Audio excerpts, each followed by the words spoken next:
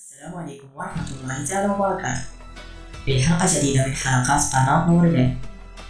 في هذه الحلقة وفي هذه الدورة من دورة تعليم الفوتوشوب إن شاء الله سنتعلم كيفية تغيير لون العين بطريقة سهلة وبطريقة احترافية وأقرب للواقع.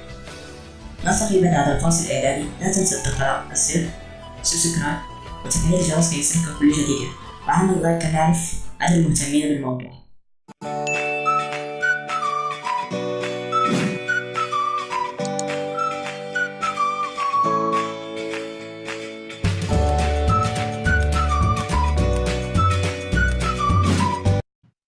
السلام عليكم أقرب.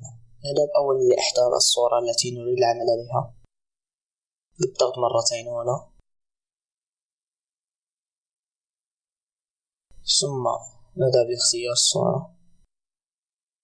مثلا هذه الصورة التي أريد العمل عليها،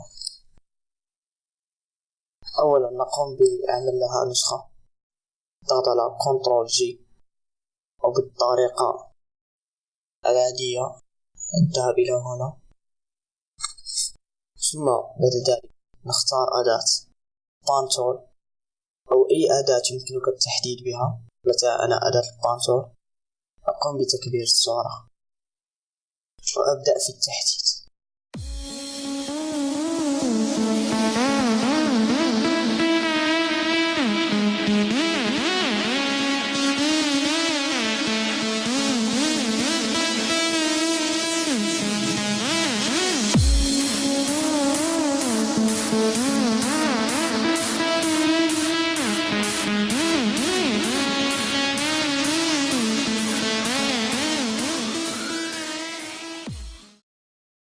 بعد الانتهاء من العمل نقوم بالضغط على كنترول زائد انتخي من الكيبورد لتحديد العين هكذا، ثم بعد ذلك نذهب إلى أداة البراش تول. هذه الأداة ونختار اللون الذي نريده أو الذي يناسبنا. مثلا سأختار اللون الأحمر على سبيل المثال وأبدأ في التلوين.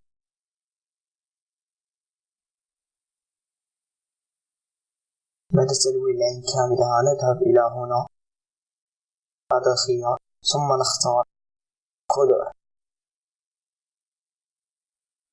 نقوم بتخفيض اللون قليلا من هنا في الأوباسيتي إلى حدود 3 أو 4 أنت وما يناسبك، وفي الفايل إلى حدود 5 عفوا 7 أنت لاحظ الذي يناسبه.